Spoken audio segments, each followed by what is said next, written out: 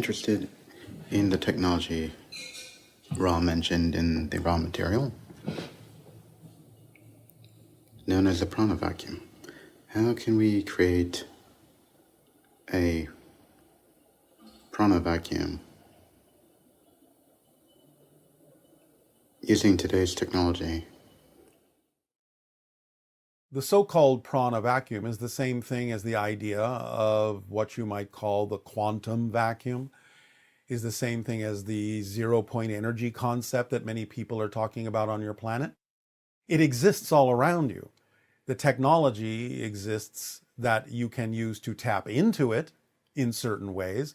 Many of the kinds of things that people have invented that say it's tapping into the zero-point energy are not exactly doing so. But the idea is growing in the consciousness, the collective consciousness of your planet, until such time as that awareness evolves into technology that will truly tap into that prana field, the quantum field, the void, and whatever else you may wish to call it. It will allow you unlimited energy, unlimited flow, an inexhaustible supply of energy that can be utilized in a variety of ways once you truly tap into that technology. It has to do with creating devices of proper resonance, proper frequencies, capacitors that vibrate at certain resonant frequencies that deliver and transform energy in a certain way, step it down in a way that you can use with your technology. We have talked a little bit about this as a space-time antenna concept. 3 nested spheres separated by phi ratio diameters, penetrated by antennae that are insulated from a Merkaba, a double interpenetrated tetrahedron in the center of the 3 spheres that resonates at certain frequencies and can be activated by the introduction of energy into it, and it will output energy of a higher caliber, a higher level, and a higher frequency, tapping into the quantum field in certain ways. But many people on your planet, a few of them, are beginning to experiment with this, and we cannot deliver more information about this device until they have already achieved what it is we have already delivered. End of discussion. Hello, Bashar. Good day. Thank you for having this conversation with each other in this way. It is our passion and our pleasure to do so. What would you like to discuss? Talking about the hybrid children, you've mentioned in the past that contact between hybrid children and their mothers will expand over time. Yes. Has this process indeed started on this timeline? Is there an increase of physical contact between human beings and the hybrid children? Yes, but in an altered reality, not necessarily physically on your planet so much, but in a slightly altered version of physical reality, and in dream time, these encounters have increased. Okay, wonderful. Eventually, it will leak into the physical reality as you understand it, although it will still be of a higher vibration than it is now. Yes, understand. Yeah. And I also wanted to talk to you about suppressed memories. Yes. During our previous conversation, you've mentioned that I was visited by the Grace when I also was a child. Yes. And that these experiences are buried deep within my consciousness. Well, not that deep. Oh, not that deep. You also mentioned that I felt victimized because my childlike state was not able to comprehend what was going on during these visitations. Yes. Okay. And is it correct to say that from the point of view as a human being child, that these visitations and the removal of genetic material was somehow experienced as a trauma on a psychological level? Yes, but only because of the way you were raised as a human, not because it's innate to the being a child, not because it's innate to being a human child, just because of the way your planet views these kinds of things, and because it is short-sighted in its compartmentalization of awareness. That's the only reason you experienced it traumatically. And is that also the reason that we're still somehow afraid of extraterrestrials? Because you are afraid of portions of your own power. And the extraterrestrials you're encountering represent and reflect the idea of your true power in certain ways. I understand. And that's probably not a coincidence, but that leads up to my next question. Both my parents have transitioned almost within 3 years of each other. And the last parent, my father, passed 1 year ago. Yes. and their physical absence caused a shift in my life. Yes, of I course. experienced- That's the purpose of it. Yeah. I experienced this as a tremendous opportunity to shed a whole bunch of negative belief systems that I have bestowed upon myself through their upbringing. Well, congratulations. That is a Thank you. positive way to use it. Thank you. But I also sense that this tremendous opportunity is sometimes a bit frightening, Why? as if this whole new space that has opened up is sometimes too big to handle. Impossible. Otherwise, you wouldn't experience it.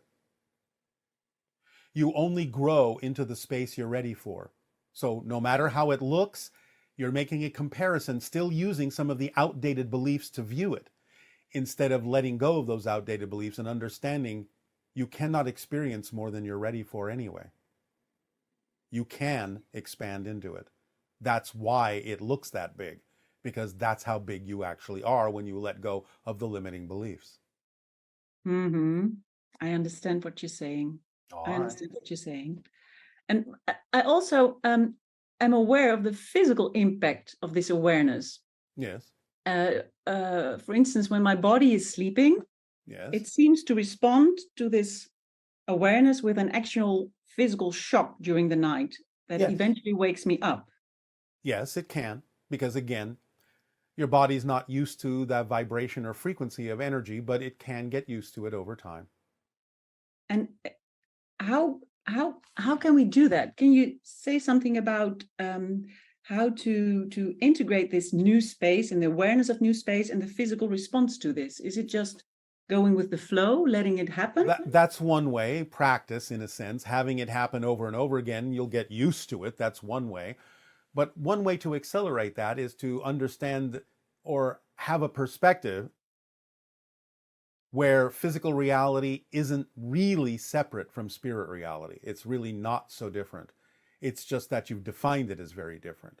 You've placed certain definitions on physical reality that makes it seem so unlike spirit reality, when in fact it's a natural extension of it. Okay, and the physical body that reacts, how can we smoothen that out? Well, this is what I'm telling you. Stop making such a separation in your belief system between the idea of your physical body and your spirit.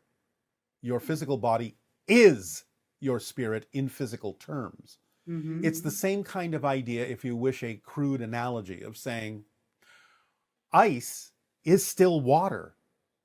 It's just frozen. But it's the same thing. It's the same substance, essentially. And so is steam. So if you start looking at your body as if it's simply, euphemistically, a frozen version of your spirit, or at least a portion of your spirit, you can start to allow the physical reality to sort of melt a little bit more, allow it to become a little bit more fluid, a little bit more liquid, and not be so different from the liquid version or the steam version. So you have to start really looking at physical reality as if it's just another state of being of spirit and not really separate. It's the idea of separation that's tripping you up. Yeah, I understand. And you also said something about that the human beings on Earth will become more and more human over time. Yes, you're actually not fully human yet. Yeah, and I was wondering what you meant by that. What does it mean to be human as opposed to not being fully human? Being fully human means that you understand that everything is made of unconditional love. You understand that everything is connected, everything is a reflection of everything else, and you act accordingly. Yes. Being fully human is what you ascribe to beings like Christ, Buddha, Krishna, so on and so forth. It's the idea of the behavior that reflects the godhood within you. Yes. Yeah. And that probably also means that we're not so compartmentalized in our way of thinking then. Exactly. You think more holistically, more as a whole system. That's why I said you understand everything is one thing. I am you from another point of view. Literally, I am you from another point of view. You are us from another point of view. A fully realized human lives in that truth. Yeah. Thank Right? you so much, Bashar. You are so welcome. Aveo. Aveo. Greetings, Bashar. I have a question for you. What is the template level of our space-time reality? You've mentioned that there is a template level and that we are each exploring themes from this template level, that there is a specific template for our lives. I'm wondering if this template is actually revealed in the deck of what we consider 52 playing cards, and if this template level of reality is expressed and symbolized in the deck of 52 playing cards, where exactly did these cards come from? Who created them and when? And what is the best way for us to utilize these cards now in our lives in order to explore the theme of our lives, play our cards right, and give ourselves permission to be our best self? Thanks, Bashar.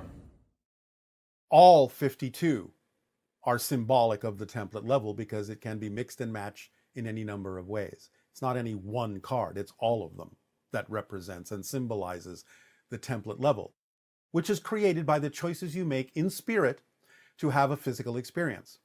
So, as above, so below.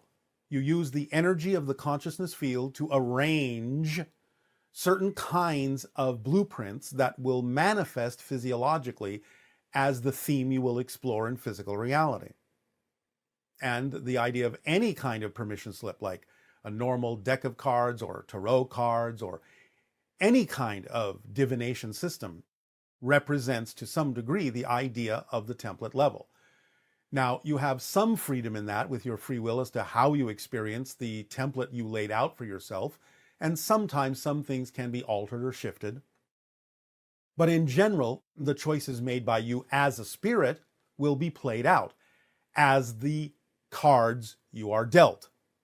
But you can shift them around a little bit here and there with your free will, but you will play that game. That's what you decided as a spirit. So that's how the cards represent the idea of the template level in energy that then becomes crystallized down in frequency, down into what you experience as the physical card game that you are playing. Playing the right cards, as you say, is easy when you simply follow the formula. That's the secret to playing your best hand. Hey, how are you, Bashar? Perfect, and you? Yeah, I'm fine. Let's see. My questions are feelings or thoughts the higher priority for manifesting our reality? Because it seems like unresolved feelings manifest over our thoughts. So how are they linked? And This is how it works. First, you begin with beliefs and definitions. What you believe to be true is reinforced by the idea of feeling that it is true, thinking that it is true, and behaving as if it is true. Belief systems use feelings, emotions, thoughts, and behaviors to reinforce the validity and the reality of the belief system because physical reality isn't really real. Therefore, beliefs have to make you believe that it is real, and they do so by reinforcing what you believe to be true with the idea that it feels true, you think it's true, and you behave as if it's true. That's the priority, that's the order in which it happens. You cannot have a behavior, you cannot have a thought, and you cannot have an emotion without first believing or defining that something is true for you. Beliefs are the blueprint that allow you to build the house of your physical reality. So it all starts with that. So when you behave a certain way, when you think certain thoughts, when you feel certain emotions, they all go back to what must I believe to be true about myself in order to feel, think, and behave this way. Does that help you? Yeah, so if I want to change a belief system, the action or how I behave would be the best way to start, and then the feelings and thoughts You would can follow. start from any direction you wish, but in a sense, the most efficient way to change a belief system is to figure out what that belief is telling you, figure out why you're buying into it, because it may simply be a habit that you have because you've been taught to believe this way. It may be that you're getting something out of believing that way because you don't hold on to any belief you don't think serves you. So even if it doesn't seem to serve you, you may have a belief that says that the alternative would be worse than holding on to the beliefs you have, even if they're not comfortable. Because you all want to believe that everything needs to serve you, which is true. It can. But sometimes you have beliefs and you hold on to them even if you know they're not the best beliefs to hold on to, because you have a belief that the alternative would be worse. And therefore you'll still hold on to whatever it is you're holding on to until you change, until you understand that the idea that something worse will happen if you behave more like your true self is a fallacy. So you have to examine why the belief is there to begin with, allow yourself to understand why you're buying into it, and be honest in your self-investigation of what you believe will happen if you actually go in a direction you say you would prefer to. Once you understand that a negative and fear-based belief is simply telling you a story that isn't necessarily true, then you can see that it is nonsensical and illogical. And as soon as it is nonsensical, you will drop it because you don't hold on to things that don't make sense. If you do hold on to things that don't make sense, it's because you have a belief that says it makes more sense than the alternative. Mm. This is what we call the motivational mechanism in your psychology as humans. You always, without fail, move in the direction of what you believe serves you. You always, without fail, move away from what you believe does not serve you. So if you see yourself choosing things that you know intellectually don't serve you, it can only mean you've defined it and attached a belief to it that says it's better than the alternative. It serves you better than the alternative. Find out why you believe that, and when you expose the belief and the story it's telling you, you will see that it makes no sense and it will be dropped. It will be gone. Okay, thank you. Yes. Let's see. The next question is from the soul's perspective. Is the physical body like a radio-controlled car where you the soul puts input to make it go left and right, and then there's always input, also input from the environment. So it's like to some degree, you can use whatever analogy you wish, but the idea really is that the physical world and the physical body is a projection of the soul's consciousness. It's like putting on a diving suit. More than the idea of a remote control car, it's like putting on a diving suit or a diving mask and going diving under the ocean. The mask helps you see underneath the ocean clearly. It's not designed to tell you what to do. It's designed to tell you what you're experiencing more clearly. When you leave the physical reality, it's like taking off the diving mask and going back to the surface. So even though you have free will as a physical being, the soul determines what the general trajectory is from its own free will. And that may be what the physical mind thinks of as destiny. In other words, you are the person you are. You will do everything as the person you are. You cannot actually fundamentally change the person that you are, although the personality can shift to a great degree, but it's still happening to you as you think of yourself as a separate autonomous being. So you have the free will to experience the destiny of the soul in any way, shape, or form that the physical mind chooses to, positive, negative, happy, sad, whatever, fast, slow, up, down. But you will walk that path because it was determined by your free will as a soul. Is this helping? Yeah, the diving suit was a much better metaphor than the radio-controlled car. All right. Thank you.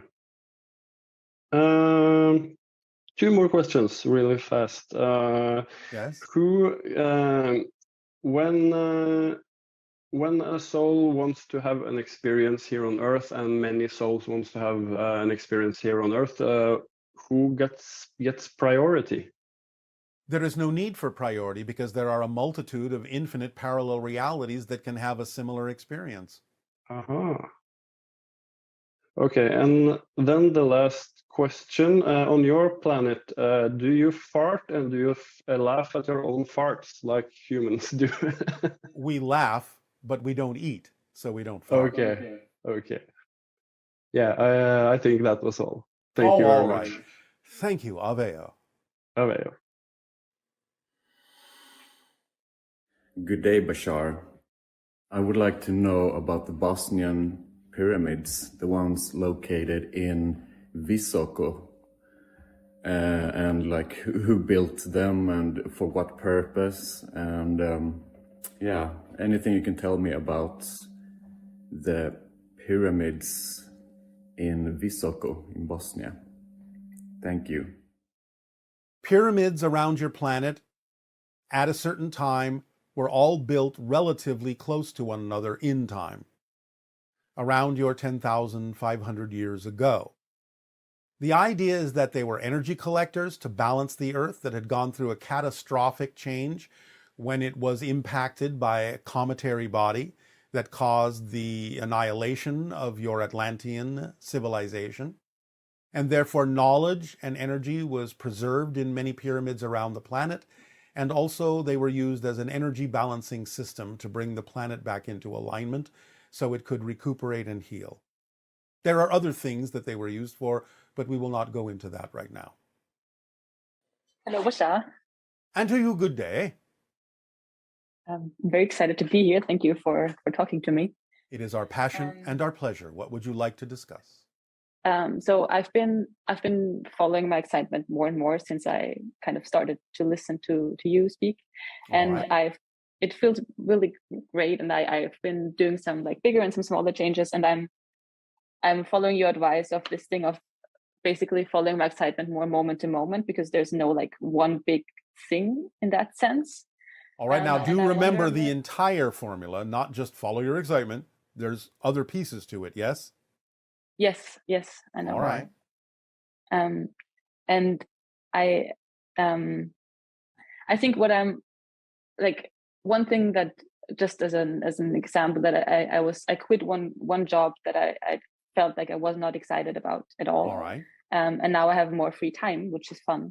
Yes. And then sometimes I get kind of frustrated with myself because I feel like I sit there and I know that I have all these options to act on, but I kind of don't know what to do. And I wonder yes, if you do. Yes, you do. Yes, you do. Yes, you do.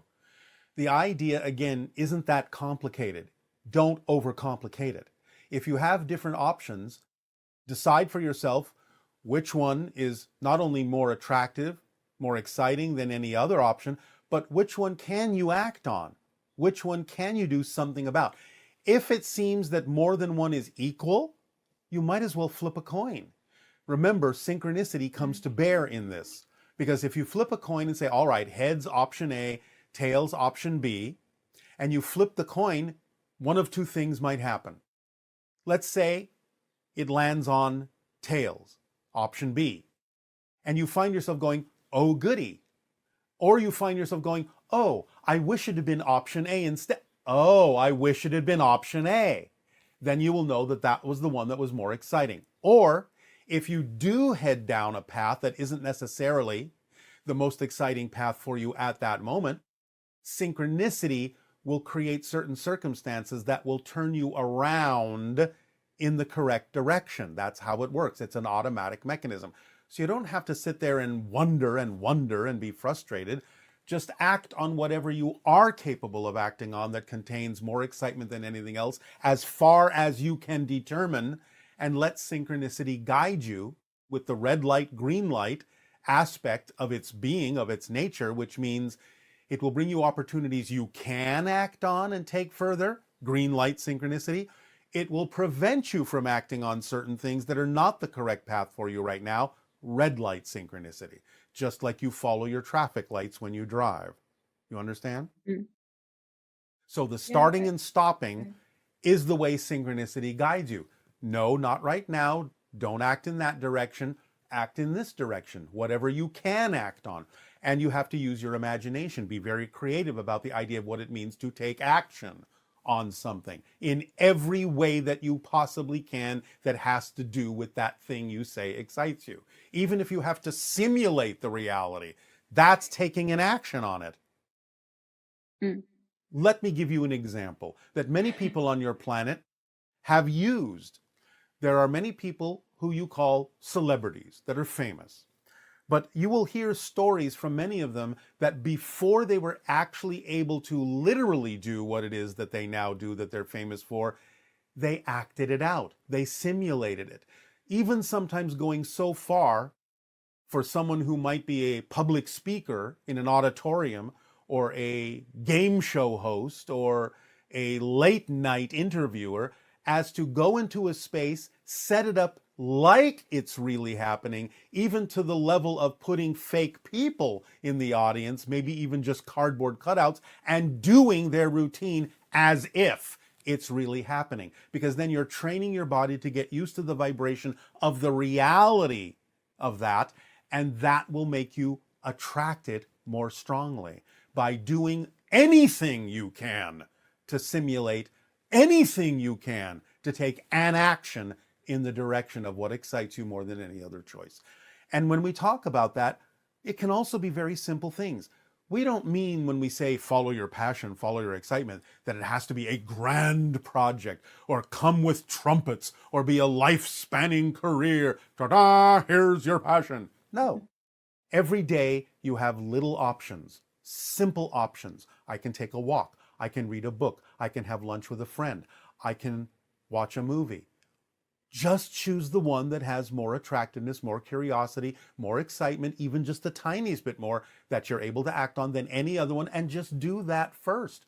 You're still following your excitement by doing it on that level, and eventually it will usually snowball through synchronicity to bring you more and more opportunities to act on your passion in bigger and bigger and bigger ways. But the point is, it doesn't really matter if it does or not, because you're still following your excitement just by making sure that every day the options you choose are more exciting than any other option, and taking action on the ones that you can.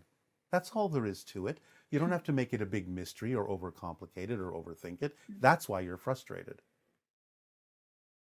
So you're saying I'm frustrated because I am making it way more complicated. Yes. Because I feel like sometimes it's literally that I have like an afternoon off and I'm sitting at home and I don't know, like Then you're not using your creative imagination. Sitting at home. Why are you speaking with us today? Was this more exciting than any other option? Yes. Well, you see, that wasn't hard. So what will you do after this conversation is over? What are your options after this conversation is over? What are your options? Name some. Probably go to sleep because it's quite late here. All right. Going to sleep can be exciting. That's fine. But let's say it's morning. What would be some of your options? Usually like go for a walk, go to workout. Do you enjoy those things? Are they expressions of your passion? Yes, they are. Are you sure? Because you kind of hesitated. No, I'm sure. All right. Because remember, sometimes you may be sort of doing what excites you, but you may not be doing it in the most exciting way. Because the idea of following your passion requires every component of it to also be the most exciting way. So you can do a thing, but where you're doing it, how you're doing it, when you're doing it, with whom you're doing it, all have to be of that vibration, or you're not really following your passion. So you get to decide the way in which you're actually acting on your excitement. And isn't that an exciting thought? It is actually. All right.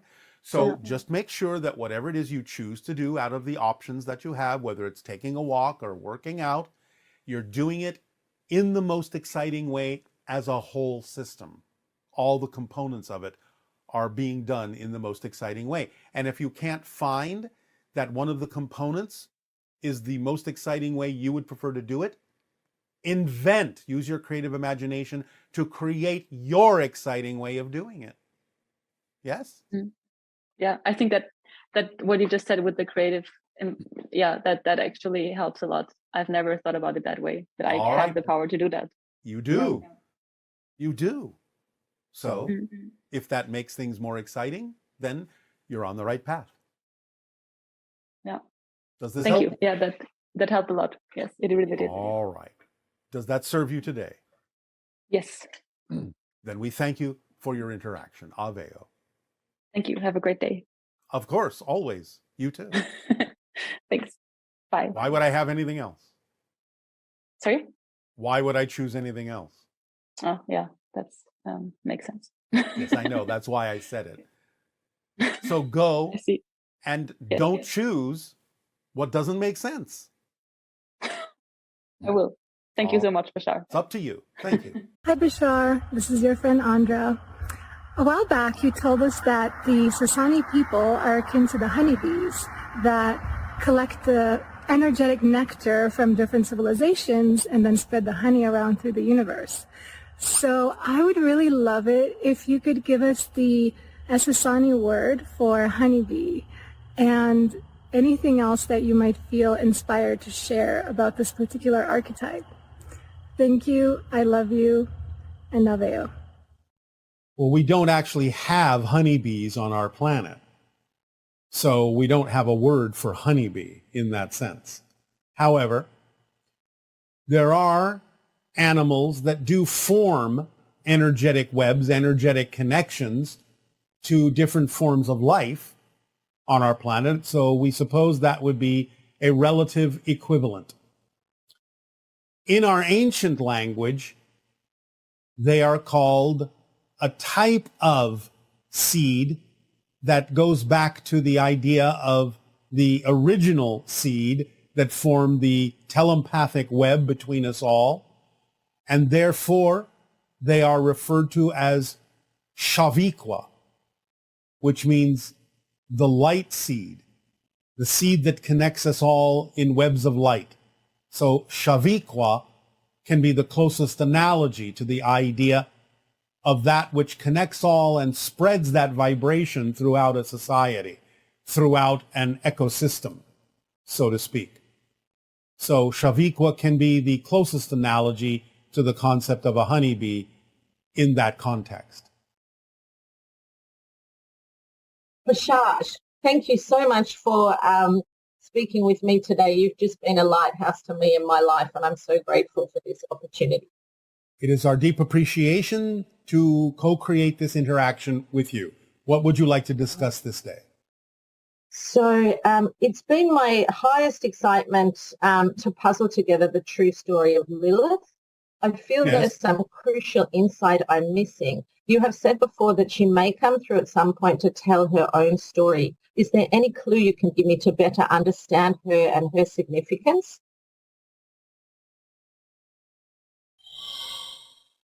One moment.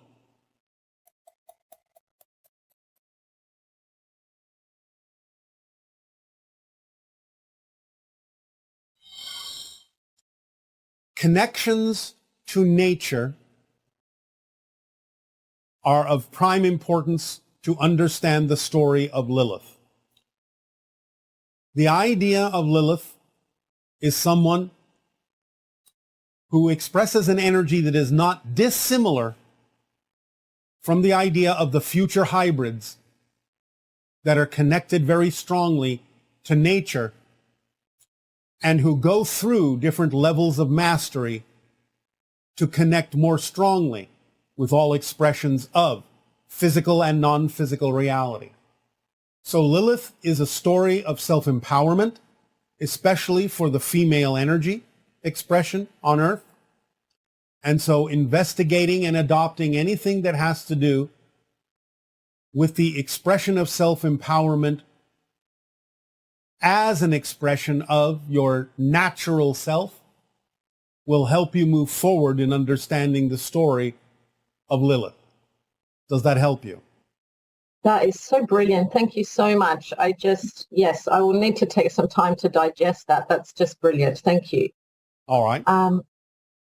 So speaking of creation, 11 months ago, I co-created a beautiful daughter, Aluka, in a non-traditional way. I believe she has strong Sasani connections. Could you tell me something about her galactic connections, life theme, or soul contracts? She is a strong teacher, does have hybrid connections, and connections to other extraterrestrial sources, especially Sirius and Pleiadian. In time, this being may be involved in some interactions with the hybrid children that will come to Earth to live among you eventually, among humanity. But for now, it is premature, still developing and still growing. Amazing, thank you. Speaking of the hybrid children, I have 7 hybrid children, and I know that there is a timeline where we could, meet in my lifetime. Are they sort of paused in childhood, or is there until they're integrated on Earth, or are they going to age in a way we understand it? They will to some degree age, but they will not appear to age in the same way that humans do. The idea is that they are much longer lived, and the idea is that they don't necessarily deteriorate as they age, as they mature. So they may still seem very young even when they have achieved a greater age. Yes, yes.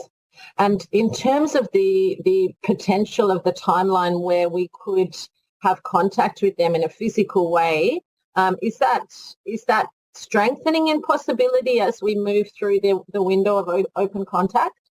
Yes, for those along that path, it is something that at the outside would probably not take longer than about 20 of your years at the outside. Wow. Oh, that's so exciting. Oh, my goodness. I recently returned from powerful vortex sites in Sedona and Chilca, Peru. I'm excited to see if I can map portals and vortexes around my home state of Victoria in Australia. Do you have any recommendations about vortexes in Victoria or Australia? Well, obviously, an extremely powerful major vortex is in the idea of what you call Ayers Rock. Yes? Yes, yes. The Alice Springs area. But there is also a major electromagnetic vortex in the area known as Pine Gap. Oh, I was just reading about that yesterday. How synchronous. Is that, is that similar to an Area 51 energy? Yes. Yeah. Oh, wow. And there is, in fact, an underground base there. Unreal. Oh, my goodness. So thank you for that information. That's a beautiful synchronicity. I am going to go there, Bashar. Oh, all right. Have fun. Yes, I will. If you are sensitive to it, you may be able to actually physically feel the electromagnetic vibrations that are in that area in certain places, especially when you pass between large rock formations on the road.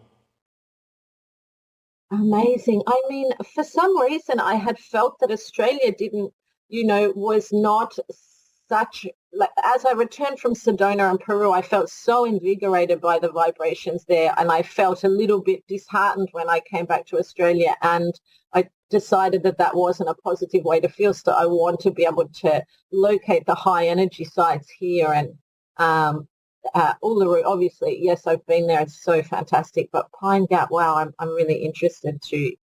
All right. To go there. Thank you. Have fun in your explorations. I will. You may actually also wish to actually take a device that can read electromagnetic energy with you. So, okay, I haven't. I will locate one of those devices. Absolutely. I wonder if I could take that with me to more sites as well. This is really exciting. Yeah. Yes, you can. Yes. You can. Yeah. But you can calibrate it based on what you experience in Pine Gap. Very good. So do you know, I can just research where to get one of those devices? Yes. Yeah. Okay. Amazing. Thank you so much, Bashar. Yes. You're welcome. I've got two more questions, but stop me if I'm going too much.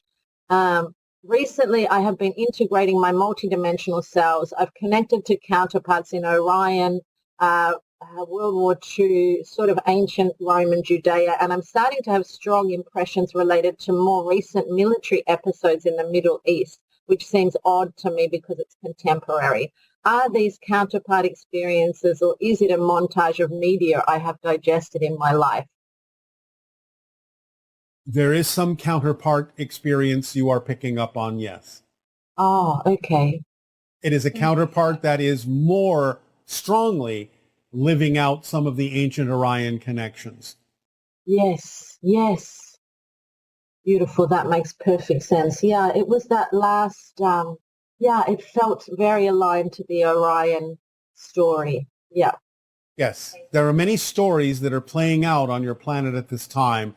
Many different stories, a true melting pot of different stories from different directions, all using the Earth cycle vibration to attempt to change the ending of those stories in a more positive way. But first going through great darkness. How extraordinary. I mean, I do feel as I move through time that I'm much more able to viscerally connect with the experiences and the lessons of my counterparts. And that is just absolutely mind-blowing. Yes, and they from you, and they from you. Yes. Yeah. I mean, yeah, how extraordinary. Reality is So just... the more you are yourself, the more you help them have something to draw upon to help them as well. Yes, and I guess what is the appropriate amount of focus? I mean, I don't want to get lost in that world because Follow obviously the formula. Formula, yes, correct. Yeah, yes, absolutely. And your final question? My final question, I feel that I have for many years been weaving together a tapestry about the divine feminine so I can write about it. I cannot tell anymore if I'm fixated on this idea because I've held it for so long or whether I should keep pursuing this path of writing. Help me out, Bashar. Is it representative of your passion? It is. I'm very passionate about that story. Then doesn't that tell you to keep going? It does. I knew as soon as I asked that question, I shouldn't have asked it. It's all right for you to ask it, but thank you for allowing it to be obvious. Yes. Yeah. Well, I just love you so, so much. I can't even put it into words, Bashar. Thank you so much for your time. It's all right. You may put it into actions. Yes, I will do. Absolutely. All right. Our unconditional love to you as well. Aveo. Aveo. Aveo. Hello, Bashar. My name is Solveig. I have two questions regarding mostly the cyclic organization of the Earth, especially in relation to my own female cycle. Before puberty, I could see things very positively, such as the death of my grandfather and the separation of my parents. But since I've become more cyclically organized, my life has been more like a roller coaster. So how can I live my femininity fully without experiencing challenging emotions and pain, for example, during the bleeding? And why do we go through puberty and the cycles? And what do they mean structurally, like in an archetypical way? Thank you so much for answering. Much love. Bye. Physical reality, especially in the Earth system, is a reality of cycles and a reality of challenges. You have, as a spirit, recognized that you have the strength to face these challenges and were willing to face them when you chose to incarnate. The idea is to transform them in positive ways, to use them in positive ways, and sometimes to even eliminate them from needing to be experienced.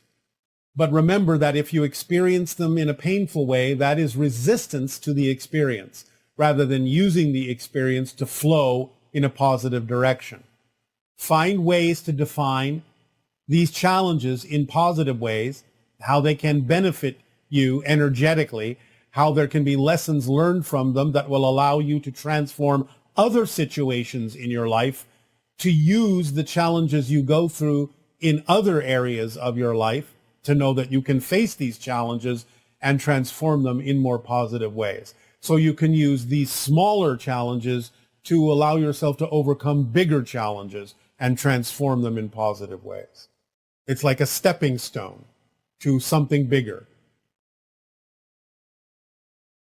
I'm very excited to ask you a fun question. So many years ago, I asked you about an entity that you gave the name Sadie Rose, and I began seeing Sadie Rose trucks. So Sadie Rose baking trucks. And you said, when I see these trucks, it was a state that I was in that allowed me to communicate with this entity. And Yes. recently, I saw two trucks at once on my way to go meet a gentleman who just happens to have the same last name as Rose. And that felt very synchronous. And I wanted to see if you had any fun additional information to add to that. What was your visit with this gentleman about? He's the guy I'm dating. All right. Well, then you are baking a new relationship. I am indeed. I am indeed. Anything else? How high do you want to turn up the temperature on your baked goods? As hot as we can. All right. Then we would suggest that you go for it, as you say, without any particular insistence on what the relationship should be. Let it show you what it is. Don't impose any societal structure on the idea of what you think it's supposed to look like. I love that. Just enjoy it for what it is. That's perfect. That sounds so fun. Thank you very much. Yes, and yes, one yes. more thing I'd like to just mention. My excitement, I feel my reality is extremely malleable lately, especially when I'm Yes. in the water with the whales and the dolphins. And recently I've had an experience with the orca that was quite exciting.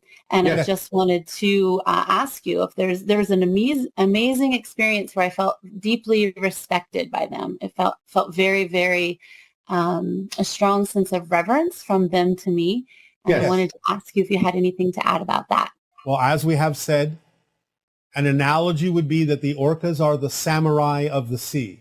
And therefore, it's all about the idea of that level of respect, about truth to self, about being authentic in every level of your life.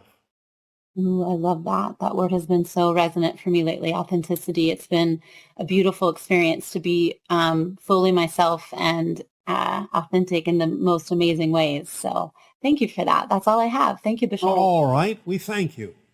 Good day. Aveo. Good morning, Bashar. My name is Shaylin Jennings.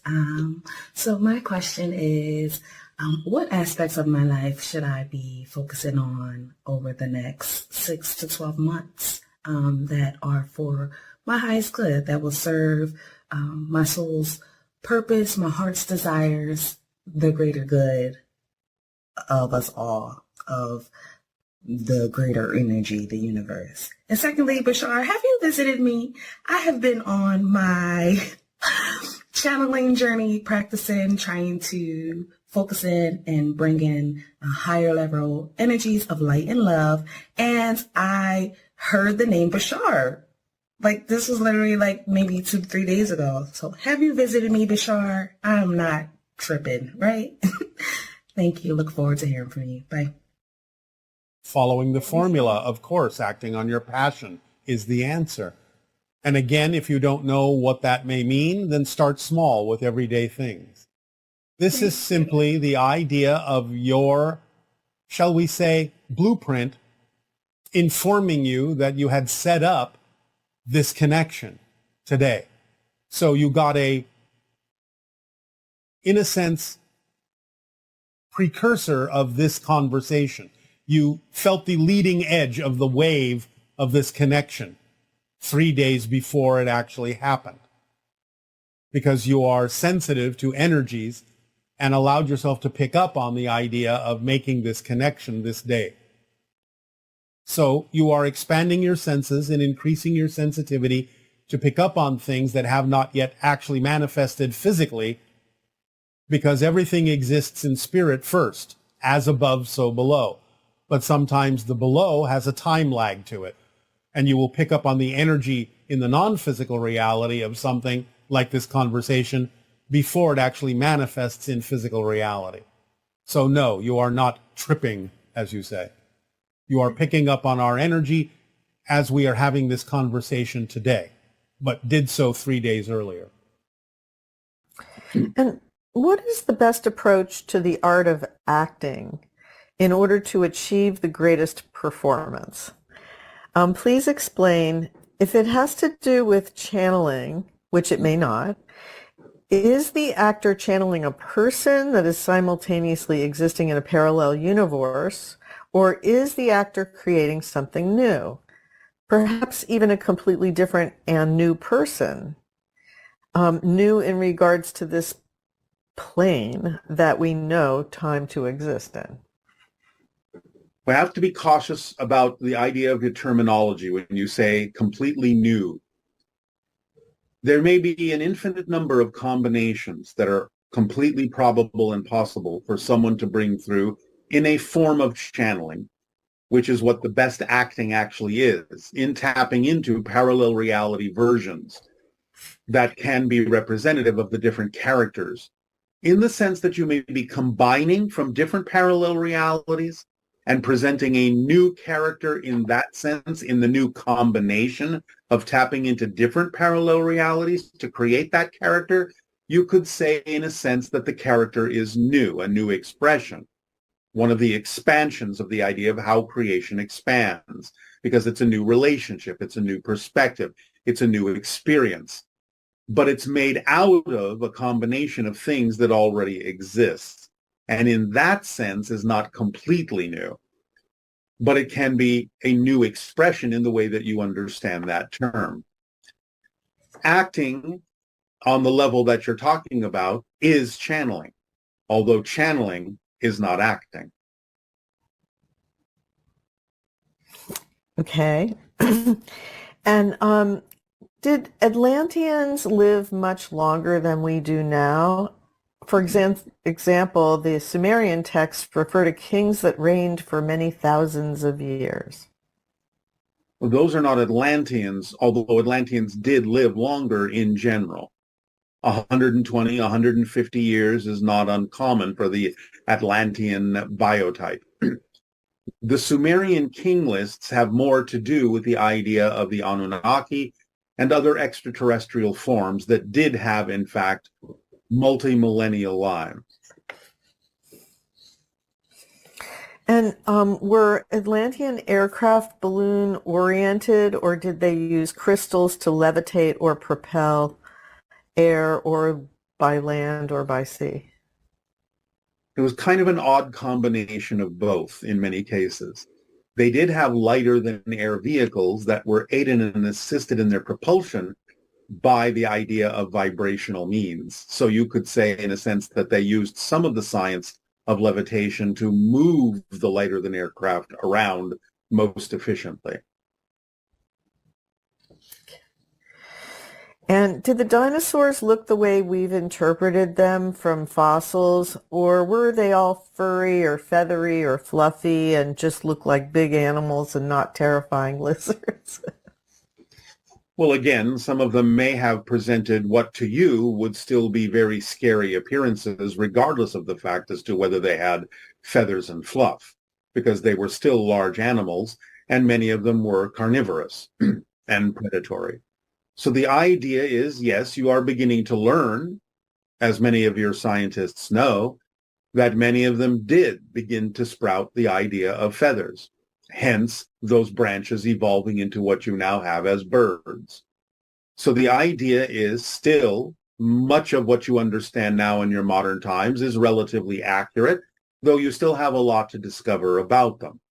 So even though some of them may have had fluff and feathers, they still were formidable animals.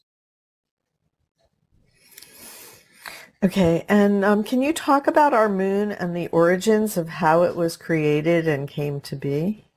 Your scientists are relatively accurate in the idea that the early Earth, when forming, was struck by another body in your solar system, and the moon, in that sense, was material that was broken off in the impact, and thus reformed as the moon around your planet in a natural way. Now, The moon is natural and formed that way, but it has been slightly altered since then because there are extraterrestrial bases on the moon and devices on the moon that have placed it exactly and precisely into the orbit it now occupies to help balance out your planetary system in a variety of ways. So it's not that the moon itself is artificial, but it has been artificially augmented to some degree. But originally it is a natural body that was formed in the early solar system. Was it in that sense moved so that it would be this exact size, like for eclipses and things like that? Yes. Now we understand that the moon is moving and has been closer to your planet in the past, and it is still moving slightly away. Nevertheless, certain adjustments have been made so that at the timing that humanity would exist and at the timing it would be relevant for you, the size of the moon being where it is in position relative to the sun and your Earth is not an accident. So are there more advanced ET civilizations that know how to move planets in a sense and move things like the moon? Absolutely. There are civilizations we have encountered that have the power to move stars. And are they physical? Or does that require being a non-physical consciousness to comprehend that? It does not require being a non-physical consciousness, but it does require a connection to non-physical consciousness to understand it in a very strong way. Is it on the level of beings such as yourself, or would it be of beings that are even more advanced and higher frequency than you? We do have the beginnings of the ability to do what we just said, but there are beings that are much more advanced that can do it very easily.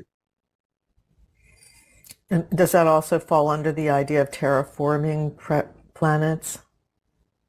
Well, yes, that can be done, as was done for us. But terraforming a planet is not quite the same thing as moving a star for a variety of reasons. Yes. And isn't there a thing with terraforming that it's not necessarily the idea that what is involved in terraforming a planet for species such as yourself? How did they terraform your planet? It requires molecular adjustments on many different levels and fine-tuning with very advanced technology for the purpose of creating the atmosphere and environment that would be conducive to the expression of life planned to live on the planet. We cannot go into technical detail at this time. It is too large of a subject. Okay. But suffice to say, it involves an extremely advanced form of nanotechnological manipulation. Well, just to take it a little further, did they bring animals to your planet, or was it more the idea that they evolved? Some were adjusted genetically and allowed to evolve. Some were brought to the planet and mixed into the ecosystem where compatible. But that's not the idea of physically terraforming a planet. That happens later when the planet has been terraformed and is ready to receive the idea of life. So even higher beings are into gardening, is what you're telling us. On scales so vast, it would try your imagination. Wow. There are literally gardens of stars, gardens of solar systems. Wow. See, there's always more. Consciousness has that one thing going for it. Doesn't matter how long you exist. There's always more. Yes.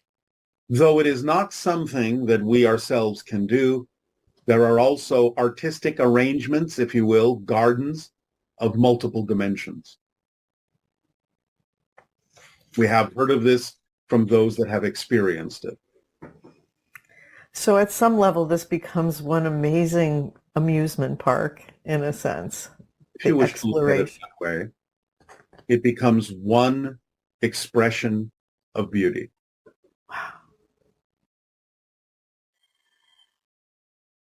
All right, I'll say good day.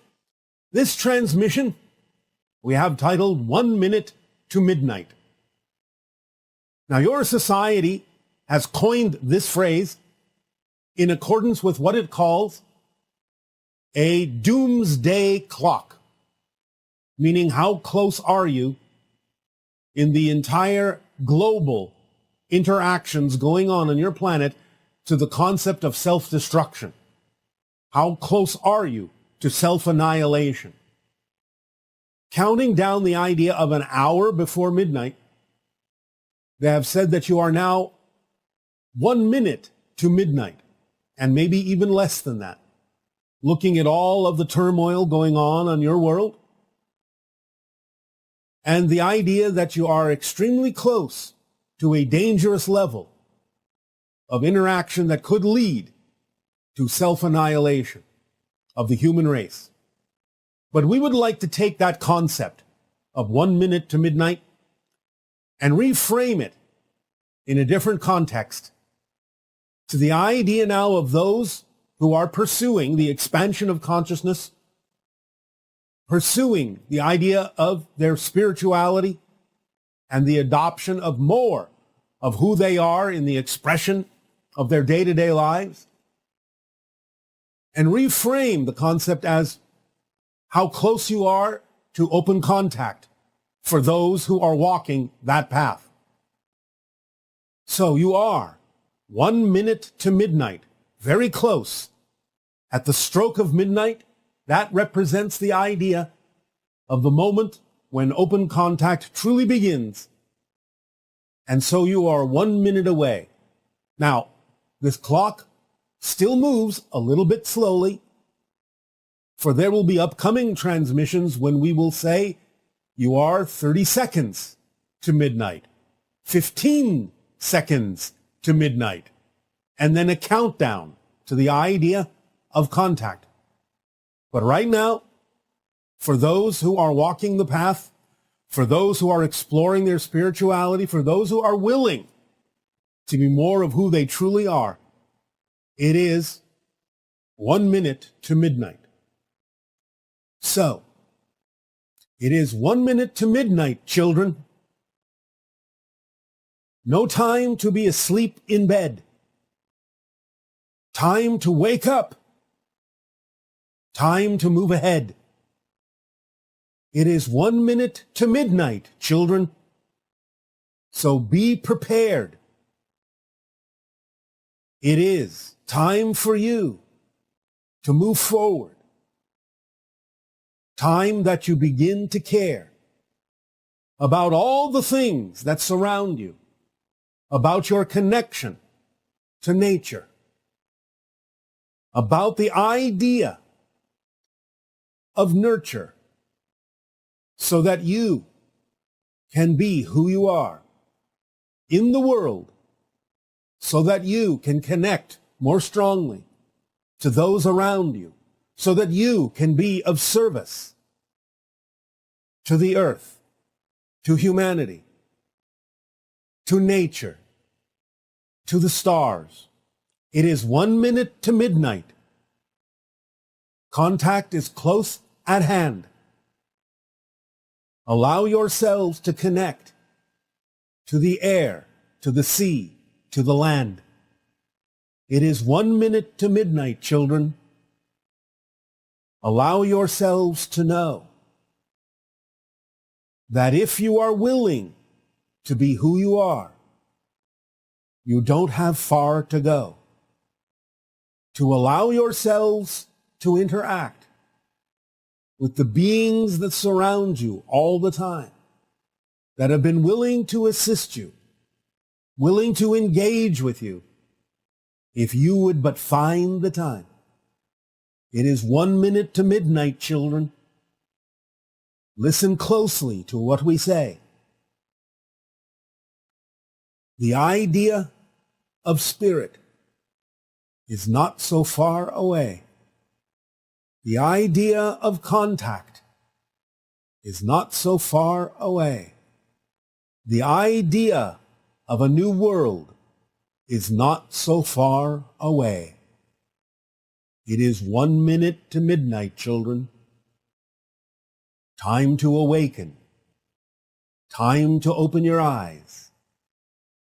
Time to remove. Time to remove. Time to remove the fears that you disguise. So, it is important now at this time that you truly expand and accelerate your experience of your connection, your experience of spirit, your experiences of synchronicity. Let them flow. Let them flow. Let them come to you. Let your core frequency attract what you need. Remove all impediments that are in the way, all the fear-based belief systems, all the negative belief systems, all the things that are simply no longer relevant for you. Let them go. Let them dissipate. Let them evaporate. Let them be understood as choices you have made in the past that simply make no sense for you to make in the present and simply will not be experienced in what you call your future. Allow yourself to clearly connect from your heart, your mind, your spirit, your soul. Allow yourself to be genuine and authentic and true to who you really are and to each other. Clear in your meaning and communication. Clear in your intentions. Clear in your service to others. Be active on your passion. Be active in the formula and understand it clearly. For there is not much time left, for it is 1 minute to midnight, children. It is time to wake up. In the new world, in the new earth, time to shift more and more every day in every way to new versions of the world that coexist simultaneously. Allow yourself to begin to truly let in the new world. To get used to the idea of how magical and miraculous the new world can be. Allow your experience to increase in synchronicity, for everything is connected. Everything is an expression of one. It's 1 minute to midnight, children. Time to have some fun.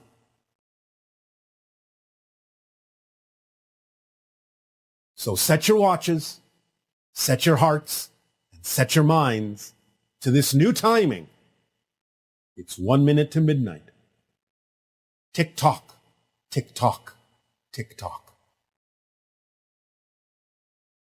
We thank you for allowing us to share this with you in your October month, a time when you open your minds to the idea that the spirit world is all around you, that the barriers and the veils are thinnest, that you can interact with those who have passed on as a matter of course, that all the relationships still exist and always will. It's 1 minute to midnight. Tick tock, tick tock, tick tock.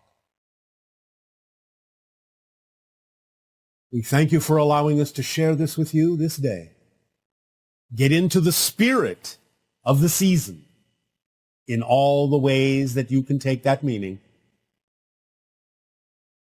And in return for the gift you are giving us in engaging with you, I ask now, how may we continue to be of service? Please begin with your dialogues and questions if you wish.